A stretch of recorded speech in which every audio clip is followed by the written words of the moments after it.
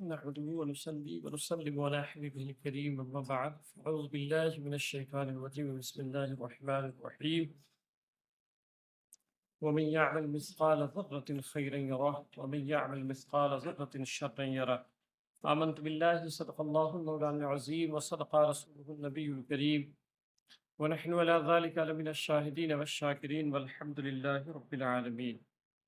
آئیے ہم اور آپ مل کر کے حضور صلی اللہ علیہ وسلم کی بارگاہ میں محبتانہ انداز میں درود پاک پڑھنے میں صلی اللہ علیہ وسلم صلاۃ و سلام علیک یا رسول اللہ صلی اللہ تعالی علیہ وسلم.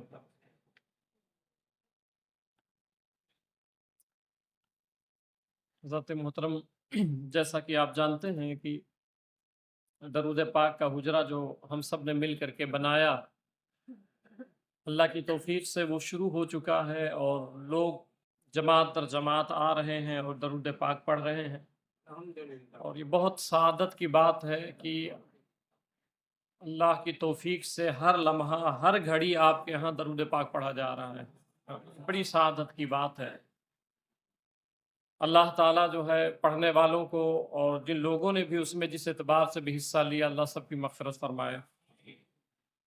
میں آپ کو بتاؤں کہ صرف جمعہ سے لے کے ابھی جمعہ تک اللہ کی توفیق سے 2,95,000 مرتبہ سرکار پہ درود پاک پڑھا گیا، پچھلے جمعہ سے لے کر کے اس جمعے تک. اور بقیہ ایک سلسلہ جو ہمارا ماہ رمضان شریف کا ہوتا ہے کہ عصر کے بعد مسجد میں بیٹھ کے، تو آپ دیکھتے ہوں گے، آپ خود رہتے ہیں کہ اللہ کی توفیق سے عصر کے بعد پوری مسجد اندر کی بھری رہتی ہے. الحمدللہ ہر کوئی درود پاک پڑھتا ہے سرکار پہ. اور ویسے بھی حضور صلی اللہ علیہ وسلم نے بھی فرمایا کہ اکثروا من الصلاۃ علیہ، سرکار خود فرماتے ہیں کہ مجھ پر کثرت کے ساتھ درود پڑھو، بہت زیادہ مجھ پر درود پڑھو، اکثر مجھ پر درود ہی پڑھتے رہو. کیوں پڑھیں؟ آگے سرکار فرماتے ہیں کہ حضور صلی اللہ علیہ وسلم نے فرمایا لأن اول ما تسألون فی القبر انی.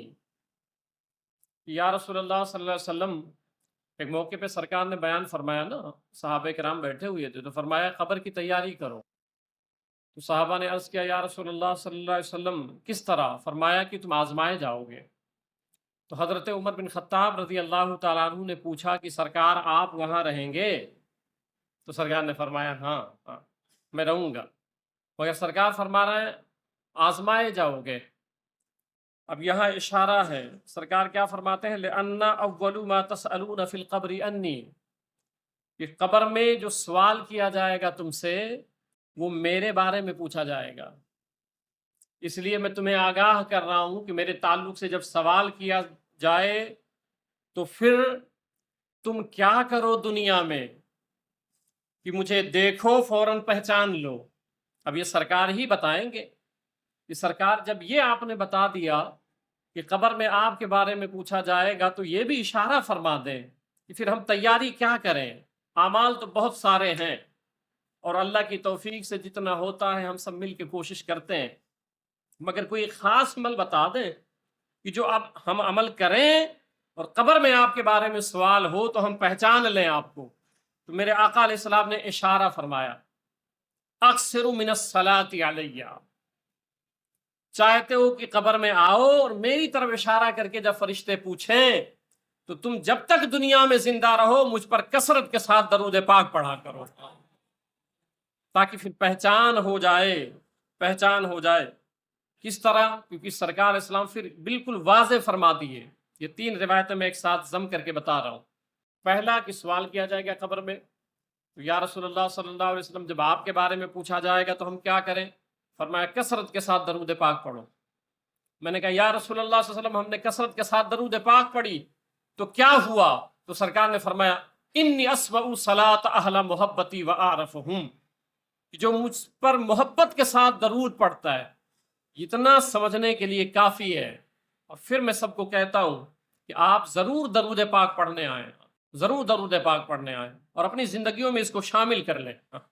کہ میرے آقا علیہ السلام فرماتے ہیں کہ جو مجھ پر محبت کے ساتھ درود پڑھتا ہے، آقا فرماتے ہیں کہ میں براہ راست اس کے درود کو سنتا رہتا ہوں.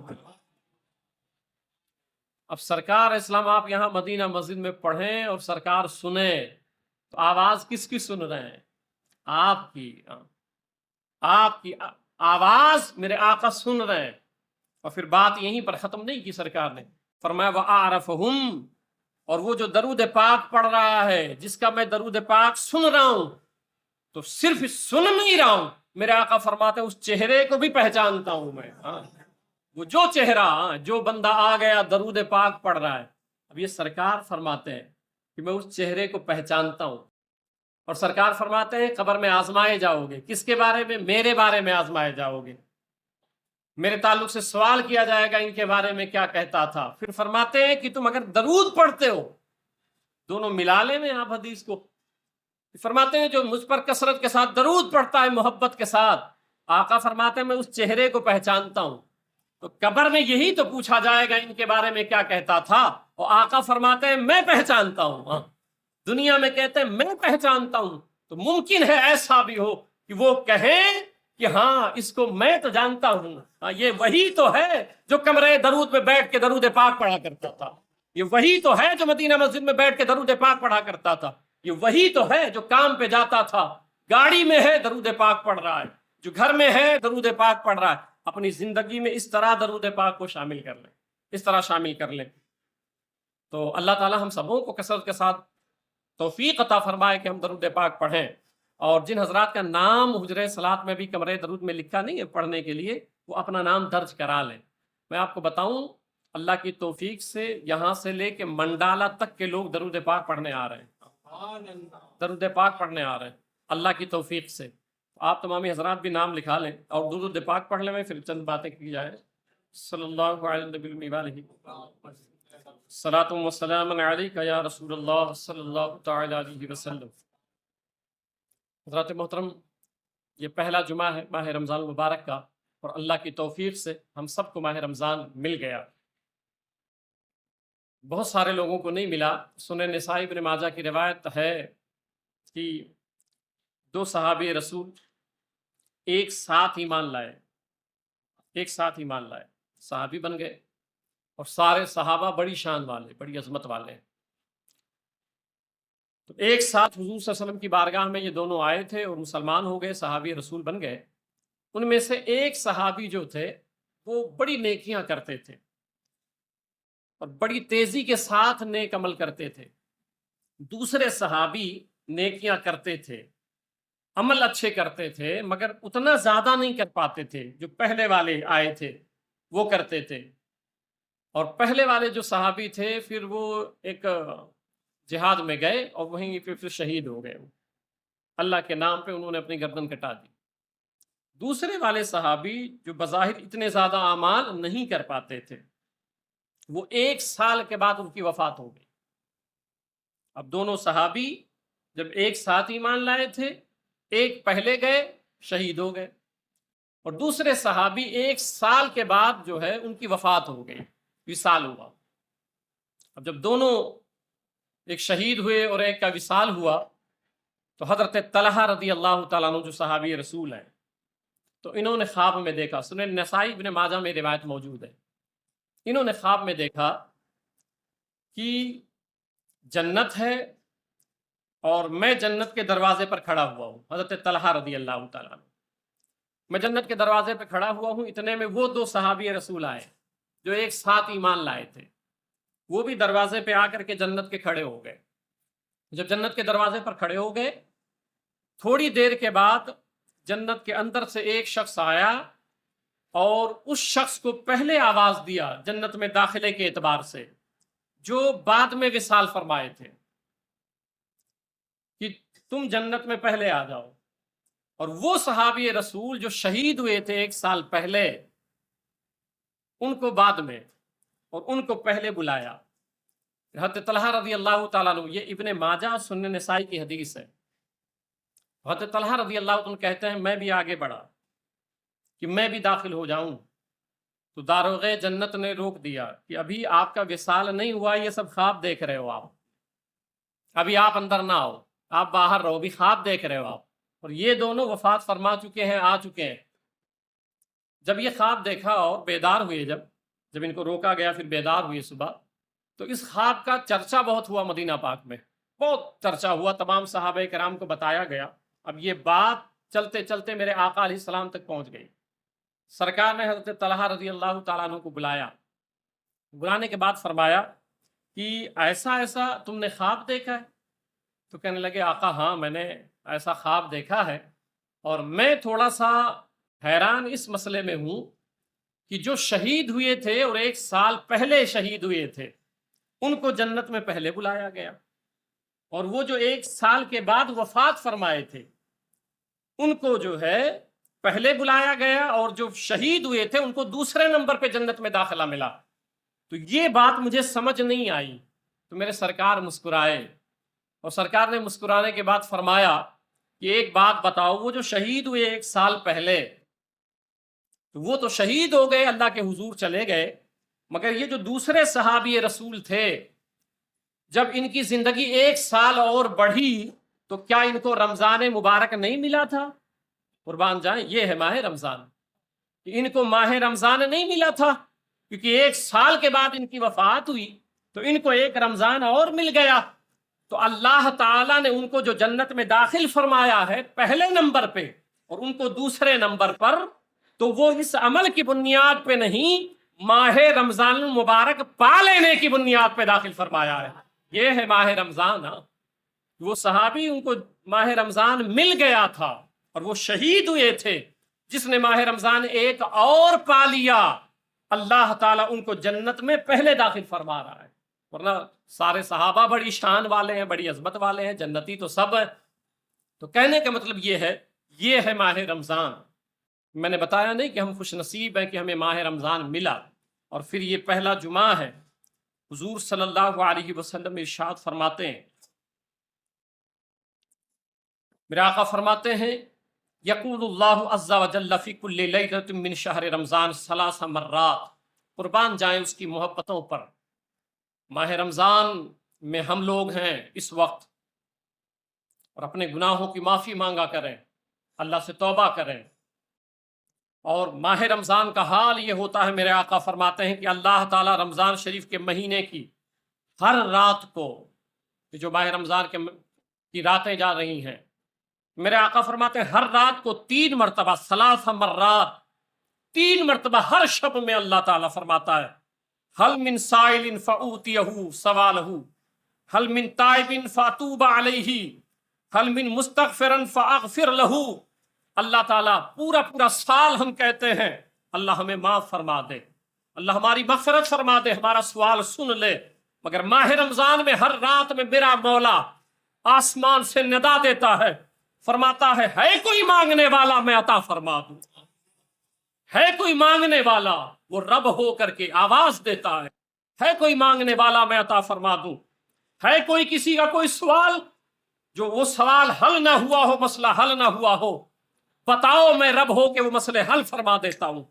اللہ فرماتا ہے قربان جائیں ایسی نوازش ہے ماہ رمضان میں. اللہ فرماتا ہے کوئی بخشش مانگنے والا، ہے کوئی توبہ کرنے والا، ہے کوئی مجھ سے معافی مانگنے والا، اپنے گناہوں پہ نادم ہونے والا. ارے آ جا، میں رب ہو کے کہتا ہوں تو ایک لفظ بول دے کہ مولا میں خطا کار ہوں، میں مجرم ہوں، میں سیاہ کار ہوں. تو اتنا بول دے میں رب ہو کے تیرے گناہوں کو معاف فرما دوں گا. یہ ماہ رمضان ہے. پھر حضور صلی اللہ علیہ وسلم فرماتے ہیں فی کل یوم من شہر رمضان عند الافطار. قربان جائیں، شکر کریں اللہ کا کہ ماہ رمضان ملا ہے. اللہ تعالیٰ رمضان شریف کے مہینے کے ہر روز، ہر دن، یہ تو رات کا مسئلہ تھا، مگر ہر دن عند الافطار الف عتیق من النار کلہم قد استوجب العقاب. جب افطاری کا وقت ہوتا ہے اور افطاری کے لیے ہم بیٹھتے ہیں، اس وقت دعائیں مانگا کرو. آپ تو ادھر ادھر گمے رہتے ہو، دعائیں مانگا کرو. میرے آقا فرماتے ہیں کہ عین افطاری کے وقت روزانہ پورا ماہ رمضان، اب آپ بھوکے رہے ہیں نا، یہ بڑی بات ہے، بڑے کرم کی بات ہے. یہ حقیقت میں یہ محبت ہے، اس میں شک نہیں ہے. ہم گنہگار صحیح، سیاہ کار صحیح، بد کردار صحیح، مگر یہ حقیقت ہے کہ اپنے مولا سے پیار کرتے ہیں، اپنے مولا سے محبت کرتے ہیں. ورنہ آپ دیکھیں کون ہے گھر کے اندر روکنے والا جو ہم کھا لیں میں، کون ہے منع کرنے والا کہ ہم چپکے سے پانی پی لیں میں. मगर पूरा दिन हम भूखा रहते हैं, खाना सामने मगर नहीं खाते हैं, पानी मौजूद है, प्यास शिद्दत की है मगर नहीं पीते हैं। क्यों? क्योंकि अपने मौला को हमें मनाना है, अपने मौला को हमें राजी करना है। तो जब ये कैफियत होती है तो इफ्तार के वक्त रोजाना अल्लाह ताला, हर इफ्तार के वक्त रोजाना बिला नागा पूरा माह रमजान अल्लाह ताला ऐसे 10-10 लाख लोगों की, एक दो नहीं, 10-10 लाख लोगों की जिन पर जहन्नम वाजिब हो चुका था, अल्लाह जहन्नम से आजाद फरमा करके जन्नत में दाखिल फरमा देता है। बिला नागा, बिला नागा। दुआ करें, दुआ किया करें कि अल्लाह ताला इन 10 लाख में हम सबों को शामिल फरमा ले, शामिल फरमा ले। कि जो अजाब के मुस्तहिक थे 10-10 लाख लोग, रोजाना इफ्तार के वक्त अल्लाह माफ फरमाता है। फिर सरकार फरमाता फैदा कान लैलतुल जुमा व यौमुल जुमा, फिर जब जुमा की रात आती है और आज जुमा का दिन जिसमें हम और आप बैठे हैं, आज पहला जुमा भी है, तो मेरे आका फरमाते हैं जब जुमा का दिन आता है, आतक़ल्लाहु ताला फी कुल्लि सातिन अल्फा अल्फी अतीक़ मिनन नार, रोजाना तो 10-10 लाख लोगों को जहन्नम से आज़ादी इफ्तार के वक्त, मगर जब जुमा का दिन आता है माह रमजान में, तो अल्लाह ताला जुमा के दिन हर घड़ी, हर लम्हा, हर साथ, वहां तो इफ्तार के वक्त एक दिन में एक मर्तबा 10 लाख लोगों की, मगर जुमा का दिन ऐसा नहीं है। जब जुमा का दिन आता है तो जुमा के हर घड़ी में, हर साथ में, हर लम्हा में अल्लाह ताला 10-10 लाख लोगों को जहन्नम से आजाद फरमाता है। आज जुमा का दिन है, हर घड़ी अल्लाह 10-10 लाख लोगों की मगफिरत फरमाता है, 10-10 लाख लोगों की। और फिर फ़इज़ा कान फ़ी आखिर यौमिन मिन शहर रमज़ान, फिर जब आखिरी दिन होता है माह रमज़ान का, ये सिलसिला कंटिन्यू चलेगा बख्शिश का, मगफिरत का। जब आखिरी दिन होता है तो अल्लाह ताला पहले रमज़ान से लेकर के उस दिन तक जितने लाख और करोड़ लोगों की अल्लाह ने मगफिरत फरमाई है, पहले रमज़ान से लेकर के और आखिरी रमज़ान के दिन तक, वो पूरा एक टोटल जो बनता है, अल्लाह ताला उस टोटल से भी ज्यादा आखिरी रमजान के दिन अल्लाह ताला मगफिरत फरमा देता है। ये है माह रमजान, ये माह रमजान है। इस पर चंद बातें मैं अर्ज कर दूं वक्त की किल्लत के पेश नजर, कि माह रमजान हमें मिला, अब हम उसको कैसे गुजारें? क्या इस तरह गुजारें जिस तरह खेल कूद में गुजार रहे हैं? बिलखुसूस नौजवान तबका, आपको अगर रात में दरूद पाक पढ़ना है, आप बैठे रहते हैं इधर उधर, आपको दरूद पाक पढ़ना है ना, आप आ जाए, पूरी रात कब्र दरूद को खोलें, आप पूरी रात हुजूर सल्लल्लाहु अलैहि वसल्लम पे बैठ के दरूद पढ़ें। आप इधर उधर बैठने से बेहतर है दरूद पाक में आके बैठें। आप दिन में हो, रात में हो, नाम लिखा दें। अब एक हदीस सुनाता हूँ, उस पर चंद बातें और अर्ज करूँ। हज़रत अबू हुरैरा रज़ियल्लाहु ताला अन्हु कहते हैं कि हुजूर सल्लल्लाहु अलैहि वसल्लम ने फरमाया, ताजदार कायनात सल्लल्लाहु अलैहि वसल्लम ने इरशाद फरमाया, इज़ा काना यौमु सौमिन अहदिकुम, जब तुम में से कोई रोजा रखे, हम लोग रोजा रखते हैं मगर उसके कुछ शराइत हैं, किस तरह रोजा रखें, किस तरह बख्शिश हमारी हो जाए। तो मेरे आका फरमाते हैं कि जब तुम में से कोई रोजा रखे, फला यरफुसु वला यसखब, सरकार अलैहिस्सलाम फरमाते हैं फिर वो फहश बातें न करे, हालत रोजा में फहश बातें न करे, किसी को गाली न दे, किसी को बुरा भला न कहे। ये सरकार ने कंडीशन बताया है कि रोजे की हालत में फला यरफुस वला यसखब, ना किसी को गाली दो, न बुरे काम करो, न फहश बातें करो, लायानी बातें छोड़ दो। और अगर फ़इन साबहु अहदुन, अगर तुम्हें कोई गाली देता है, पहले तो आप अपनी जुबान बंद कर लें कि नहीं, हमें किसी को नहीं बोलना है। हम लोगों का हाल ये है कि रोजे की हालत में बैठ के गीबतें शुरू कर देते हैं, चुगलखोरियां शुरू कर देते हैं। मैं आपको बताऊं, इस पर एक हदीस सुनाता हूं। मेरे आका सल्लल्लाहु अलैहि वसल्लम इरशाद फरमाते हैं, और एक कौल भी सुना देता हूं। हजरत मुजाहिद ताबई, जो हजरत अब्दुल्लाह बिन अब्बास के शागिर्द हैं, वो कहते हैं खसलतान युफसिदान अस्सयाम अलगीबत वल किज़्ब। हजरत मुजाहिद ताबई रहमतुल्लाहि ताला अलैह फरमाते हैं کہ جو روزے کی نورانیت ہے، ایک ہے بھوکا پیاسا ہم ہے، اور ایک ہے اس سے ہمارے قلب روشن ہوں گے، منور ہوں گے۔ تو فرماتے ہیں کہ اگر کوئی غیبت کرتا ہے، روزہ رکھا ہے اور غیبت بیان کر رہا ہے، آپ کبھی دیکھیں جب آپ غیبت کریں گے نا تو بڑی لذت ملتی ہے، سننے والے کو بھی کرنے والے کو بھی بڑی لذت ملتی ہے۔ جانتے کیوں؟ اس کی وجہ یہ ہوتی ہے، غیبت کرنے والے کے منہ پہ شہد لگا دیتا ہے شیطان، مٹھاس محسوس ہوتی ہے، گھن نہیں آتا ہے کہ میں کیا کر رہا ہوں۔ اور یہ شرعی مسئلہ سن لیں کہ اگر آپ کسی کی غیبت کرتے ہیں تو اللہ تعالیٰ آپ کو معاف نہیں فرمائے گا جب تک کہ جس کی آپ نے غیبت کی ہے وہ آپ کو معاف نہ فرما دے۔ تو اپنی زبانیں بند رکھیں۔ تو فرماتے ہیں کہ جو روزے کی حالت میں غیبت کرتا ہے یا جھوٹ بولتا ہے، غیبت کرے یا جھوٹ بولے، تو فرماتے ہیں کہ وہ روزے کی نورانیت یہ دونوں ختم کر دیتے ہیں۔ روزہ تو آپ ہو مگر قلب منور نہیں ہو پائے گا، ذہن منور نہیں ہو پائے گا، کیونکہ آپ غیبت کر رہے ہو، اور غیبت نورانیت کو ختم کر دیتی ہے۔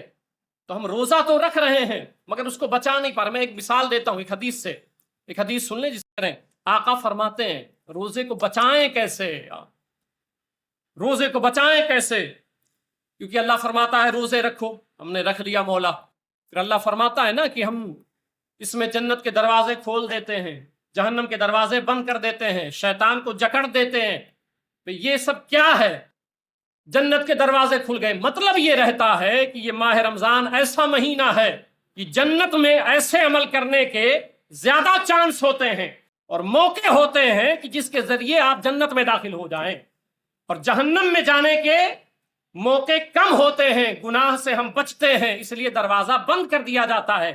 اب ایک دشمن ہے ہمارا جو ہم سے گناہ کراتا ہے، آپ سوچیں یہ اس کے کرم ہے، اس کی محبت ہے، اتنا اہتمام کون کرتا ہے؟ مگر اس نے کہا نہیں، شیطان تمہیں بہکائے گا، چلو میں اس کو جکڑ دیتا ہوں، اس کو باندھ دیتا ہوں۔ آپ کے لیے اس نے شیطان کو جکڑ دیا، باندھ دیا، پھر بھی آپ غیبت کرتے پھریں، چگل خوری کرتے پھریں، آپ برائیاں بیان کرتے رہیں حالت روزہ میں۔ نہیں، اب اللہ تعالیٰ نے اس کو جکڑ دیا۔ اب اندر جو ہے دو عوامل ہوتے ہیں جس سے آدمی بھٹکتا ہے، ایک تو خارجی عوامل اور ایک ہوتا ہے داخلی۔ خارجی شیطان ہے، اللہ نے اس کو باندھ دیا، جکڑ دیا کہ بھئی وہ اب حملہ نہیں کر سکتا۔ اب داخلی جو عوامل ہے وہ ہمارا نفس ہے کہ بھئی ہمارا نفس ہم سے گناہ کراوے، تو اب اللہ تعالیٰ نے فرمایا، اس کے لیے راستہ بتایا کہ تم اپنی زبان بند کر لو تاکہ نفس کی شرارتوں سے بچ جاؤ، فحش گوئی نہ کرو، بری باتیں نہ کرو۔ تو میں نے کہا مولا اگر کوئی بری باتیں کر رہا ہے، کوئی بول رہا ہے، تو فرمایا انصافہ احد، اگر تم کو کوئی گالی دے، اگر تم کو کوئی برا بھلا کہتا ہے، گالی دیتا ہے، او قاتلہ، اور یا تم کو مارنے کے لیے آتا ہے، تو آقا فرماتے ہیں پھر کہو فلیقل انی صائم، پھر بھی آپ گالی نہ دو، آپ اس سے کہو بھائی میں روزے سے ہوں۔ اگر وہ گالی دے رہا ہے جواب نہ دیں، کہہ دیں نہیں میں روزے سے ہوں، میں روزے سے ہوں، بار بار کہتے رہیں تاکہ آپ کو احساس ہو، آپ کی زبان بند ہو جائے، آپ کی زبان بند ہو جائے۔ حضور صلی اللہ علیہ وسلم فرماتے ہیں من لم يدع قول الزور والعمل به فليس لله حاجة في ان يدع طعامه وشرابه، جو شخص جھوٹ اور برے اعمال نہ چھوڑے، روزہ رہے مگر جھوٹ نہ چھوڑے۔ ایک موقع پہ میرے آقا نے فرمایا، صحابہ نے پوچھا یا رسول اللہ صلی اللہ علیہ وسلم کوئی مومن ایسا بزدل ہو سکتا ہے؟ سرکار نے فرمایا ہو سکتا ہے۔ بخارات آ سکتی ہے؟ ہاں آ سکتی ہے۔ تو صحابہ نے پوچھا یا رسول اللہ صلی اللہ علیہ وسلم کوئی مومن جھوٹا ہو سکتا ہے؟ تو سرکار نے فرمایا نہیں، یہ نہیں ہو سکتا ہے کہ کوئی مومن ہو اور وہ جھوٹا بھی ہو۔ اگر وہ جھوٹا ہوگا تو مومن نہیں ہوگا، اور اگر مومن ہوگا تو پھر جھوٹا نہیں ہوگا۔ اب آپس میں ایک دوسرے کو دیکھیں اور اپنے آپ کو دیکھیں کہ ہم کتنے بڑے دعوے کیے بیٹھے ہیں کہ عاشق رسول ہیں اور عاشق غریب نواز ہیں، عاشق جو ہے وہ غوث العظم رضی اللہ تعالیٰ عنہ ہے۔ سرکار فرماتے ہیں کہ اگر وہ جھوٹا ہے تو مومن نہیں، اور مومن ہے تو جھوٹا نہیں۔ تو جو شخص جھوٹ بولے اور برے اعمال کرے حالت روزہ میں، تو میرے آقا فرماتے ہیں اللہ تعالیٰ کو اس کے بھوکا پیاسا رہنے کی پرواہ نہیں ہے، کہ وہ بھوکا بھی ہے، پیاسا بھی ہے، روزہ بھی رکھا ہے مگر وہ جھوٹ نہیں چھوڑ رہا ہے، غیبت نہیں چھوڑ رہا ہے، برے کام نہیں چھوڑ رہا ہے، تو اللہ تعالیٰ کو ایسے شخص کے روزے کی پرواہ ہی نہیں ہے، پرواہ ہی نہیں ہے۔ اس لیے اپنی زبان بند کر لیں، اپنی زبان بند کر لیں۔ اور ویسے بھی ایک روایت اور سنا دیتا ہوں کہ اللہ کے رسول صلی اللہ علیہ وسلم نے فرمایا کہ فحش کلامی کرنے والے پر جنت حرام ہے، فلا یرفث، فحش گوئی نہ کرو، نہ ایسے بے شرمی والی بات کرو. اور یہ ہمارا نوجوان طبقہ جب دو چار بیٹھتے ہیں آپس میں تو ایسے بے شرمی والی باتیں کرتے ہیں، بے حیائی والی باتیں کر جاتے ہیں، ایسی باتیں کرتے ہیں جو ایک انسان کی زبان پہ زیب نہیں دیتی ہیں. مگر بچے جب بیٹھتے ہیں ہمارا نوجوان، چاہے وہ ماہ رمضان ہو یا ماہ رمضان کے علاوہ، تو فحش کلامی کسی کی ذاتیات پر اور کسی کے کردار پر، میرے آقا کی بات سنو آؤ. میرے آقا فرماتے ہیں کہ برے الفاظ بولنے والا، فحش کلامی والا، گندی باتیں کرنے والا، میرے آقا فرماتے ہیں اس پر جنت حرام ہے. آقا اگر کوئی بات کہہ دیں تو وہ صحیح ہے، وہ صحیح ہے، ساری بات ان کی سچی ہے، ان سے سچا انسان کائنات میں کوئی نہیں. تو میرے آقا فرماتے ہیں جو فحش باتیں کرتے ہیں، جو بے حیائی والی باتیں کرتے ہیں، سرکار نے فرمایا اس پر جنت حرام ہے، جنت حرام ہے. تو نوجوانوں جب بیٹھو تو ایسی باتیں نہ کیا کرو. بات کرنی ہے تو پھر اللہ اس کے رسول کی باتیں کیا کرو، درود پاک پڑھا کرو، نعت رسول پڑھا کرو. اور پھر آگے فرماتے ہیں اور دوزخ میں کچھ لوگ ایسے ہوں گے. پھر آگے فرمایا اب جنت حرام ہو گئی تو جہنم میں گیا وہ شامت اعمال کی بنیاد پہ. تو فرماتے ہیں دوزخ میں کچھ لوگ ایسے ہوں گے کہ ان کے منہ سے پلیدی نکلے گی، نجاست نکلے گی، منہ سے نجاست نکلے گی، جس کی گندگی اور بدبو سے تمام اہل دوزخ بیزار ہو کر فریاد کریں گے. دوزخ میں خود وہ پیپ جو ہے نا، ایک قطرہ جو دیا جائے گا، اگر وہ ڈال دیا جائے اس کی بدبو سے پوری دنیا مر جائے. مگر یہ ایسے لوگ رہیں گے جن کے منہ سے گندگی نکلے گی، نجاست نکلے گی، اور اتنی بدبو رہے گی کہ جہنم والے بیزار ہوں گے، فریاد کریں گے یہ کون ہے، یہ کس کی بدبو ہے، کہ سر پھٹا جا رہا ہے. تو ویسے اتنا علم، پریشانی، مصیبت، جہنم ہے. تو اتنی تکلیف میں، مگر اس میں بھی آپ سوچیں اتنی تکلیف میں ان کو یہ احساس ہو رہا ہے کہ یہ بدبو ہے، اور اس بدبو سے کہہ رہے ہیں کہ مولا یہ کیا ہو رہا ہے، کون ہے یہ؟ تو جواب دیا جائے گا یہ وہ لوگ ہیں جو فحش باتیں کیا کرتے تھے، جو گندی باتیں کیا کرتے تھے. نوجوانوں جو مذاق میں تم فحش کی باتیں کرتے ہو اور گندی باتیں کرتے ہو، میرے آقا نے فرمایا جنت حرام ہے. اور پھر جہنم میں گئے تو پھر منہ سے ایسی نجاست نکلے گی، ایسی بدبو. ہم لوگ تو ایسا حال ہوتا ہے کچھ بھی بول دیتے ہیں کسی کو. نہ بولیں، نہ بولیں، فحش کلمات کبھی نہ بولیں، اپنی زبان کو بند رکھیں. حضور صلی اللہ علیہ وسلم فرماتے ہیں مقام الرجل بالصمت افضل من عبادت 60 سنہ، مشکوٰۃ شریف کی حدیث ہے. سرکار فرماتے ہیں کہ آدمی کا چپ رہنا 60 سال کی نفلی عبادت سے بہتر ہے. چپ رہا کریں، کفل مدینہ لگائیں، کفل مدینہ لگائیں، چپ رہا کریں. 60 سال کی ایک لفظ کافی ہے جہنم میں لے جانے کے لیے، ایک جملہ کافی ہے. اور میرے آقا فرماتے ہیں کہ روزے کی حالت میں فحش کلامی نہ کرو، بری باتیں نہ کرو. اور اگر کوئی ایسا کرتا ہے تو کہو کہ میں روزے سے ہوں، میں روزے سے ہوں. اچھا اللہ نے یہ حکم کیوں دیا کہ فحش کلامی نہ کرو، یہ نہ کرو، کھاؤ پیو بھی نہیں؟ اس لیے کہ اللہ تعالیٰ آپ سے چاہتا یہ ہے. اللہ تعالیٰ کھاتا ہے؟ آپ بتائیں. نہیں کھاتا نا. اللہ تعالیٰ کھانا کھاتا ہے؟ نہیں کھاتا ہے. آپ کھاتے ہو کہ نہیں کھاتے ہو؟ ہم بندے ہیں، ہم کھاتے ہیں. اللہ تعالیٰ کا رنگ ہے، اللہ کا بھی اپنا رنگ ہے. قرآن میں ہے صبغۃ اللہ، اللہ کا رنگ ہے. وَمَنْ أَحْسَنُ مِنَ اللَّهِ صِبْغًا، اور اس کے رنگ سے بہتر کس کا رنگ ہے؟ اس کے رنگ سے بہتر، اس رنگ ساز سے بہتر رنگ ساز کون ہے؟ تو اللہ کا اپنا رنگ ہے. اب وہ کھانا نہیں کھاتا، اللہ کا رنگ اس کی صفتیں ہیں، اللہ کا رنگ اس کی صفتیں ہیں. وہ کھانا کھاتا ہے؟ نہیں کھاتا. اب ہمیں اس نے حکم دیا کہ تم بھی رک جاؤ، نہ کھاؤ، پانی نہ پیو، کھانا نہ کھاؤ. اللہ کوئی ایسی بات کرتا ہے جو اس کی شان کے لائق نہ ہو؟ نہیں کرتا. اللہ نے کہا تم بھی رک جاؤ، فحش باتیں نہ کرو، برے کلام نہ کرو. اگر تم کھانا نہ کھائے 8-10 گھنٹہ رکے رہے تو میں اپنے نہ کھانے والا رنگ تمہارے اوپر چڑھا دوں گا. اگر تم فحش باتیں نہ کیے، بری باتیں نہ کیے، زبان بند کر لیے، تو جو میں باتیں کرتا ہوں ان باتوں کا رنگ تمہارے جسم پر میں چڑھا دوں گا. تو اللہ یہ جو رمضان ہمیں دیا ہے اپنا رنگ چڑھانا چاہتا ہے، اپنا رنگ چڑھانا چاہتا ہے، تو زبان بند کر لیں، کسی کی غیبت نہ سنیں۔ آپ یہ سمجھتے ہوں گے، میں عرض کر دوں، آپ یہ سمجھتے ہوں گے کہ بھئی وہ غیبت کر رہا ہے، میں تھوڑی کر رہا ہوں، تو سن لیجئے، اللہ کے رسول صلی اللہ علیہ وسلم فرماتے ہیں المغتاب والمستمع شریکان فی الاسم۔ اگر کوئی آپ کے بغل میں بیٹھ کر کے کسی کی برائی بیان کر رہا ہے، ٹھیک ہے، تو سرکار آپ سوچتے ہو نہیں میں تو سن رہا تھا بھائی، تو اگر آپ سن رہے ہو تو سرکار فرماتے ہیں غیبت کرنے والا اور سننے والا دونوں برابر کے گنہگار ہیں۔ جو غیبت سنتا ہے وہ بھی اتنا ہی بڑا گنہگار ہوتا ہے جتنا کرنے والا ہوتا ہے، تو آپ رمضان شریف کو اس طرح گزارے۔ حضرت مولا علی رضی اللہ عنہ، آخری بات سن لیں، مولا علی رضی اللہ تعالیٰ عنہ کوفہ کے قبرستان میں گئے، جانے کے بعد ایک تازہ قبر تھی، عرض کیا مولا پردے اٹھ جاتے، میں قبر میں دیکھ پاتا کہ اندر قبر میں کیا ہو رہا ہے۔ پردے ہٹ گئے، جب اٹھے اس تازہ قبر جو تھی، پردے اٹھے تو دیکھا کہ ایک شخص ہے جس کے ہاتھ میں آگ کی ہتکڑیاں ہیں، پیر میں آگ کی بیڑیاں ہیں، اور وہ کہہ رہا ہے مولا علی رضی اللہ تعالیٰ عنہ سے انا غریق فی النار، انا حریق فی النار، میں آگ میں ڈوبا ہوا ہوں، میں جل رہا ہوں، میری مدد فرمائیں۔ مولا علی رضی اللہ تعالیٰ عنہ تھے، تڑپ گئے۔ میں پھر آپ کو سمجھاتا رہتا ہوں، یہ زندگی دوبارہ نہیں ملے گی۔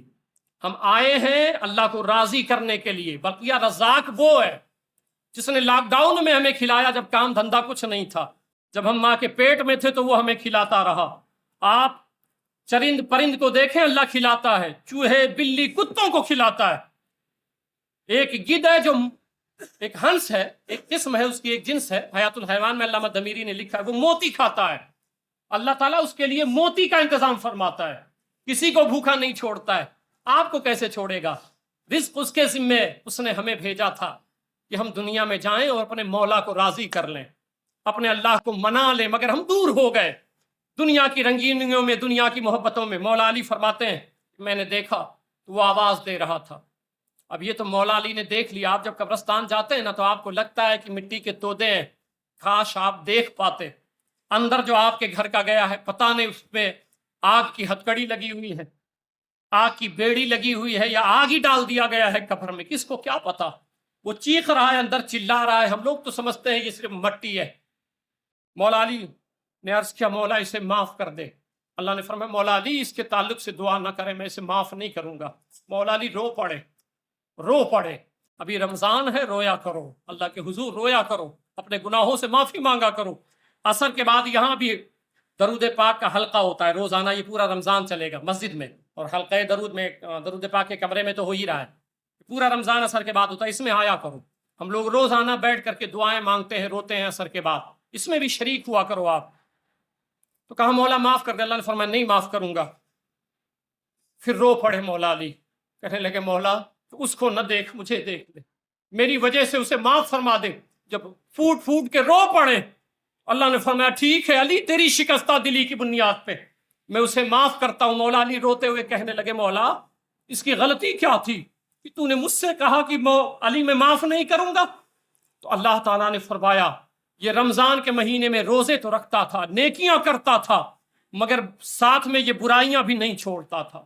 ماہ رمضان میں روزے رکھتا تھا، نمازیں پڑھتا تھا، مگر غیبتیں کرتا تھا، چنگل خوری کرتا تھا، برائیاں بیان کرتا تھا، ادھر ادھر خرافات کرتا تھا۔ نوجوانوں دور ہو جاؤ۔ یہ وہ نوجوان تھا، اس دور کا نوجوان تھا کہ اس نے اللہ کو منانے کے لیے سب کچھ کیا تھا، مگر برائی نہیں چھوڑتا تھا۔ جیسے آپ نیکی کرتے ہو، روزہ رکھتے ہو، درود پاک بھی پڑھتے ہو، مگر برائی نہیں چھوڑ رہے ہو، فحش کلامی نہیں چھوڑ رہے ہو، بری بات بولنا نہیں چھوڑ رہے ہو۔ یہ بھی نوجوان ایسے تھا کہ وہ روزے رکھتا تھا مگر یہ برائیاں بھی کرتا تھا، اللہ نے اس کی وجہ سے سزا دی تھی۔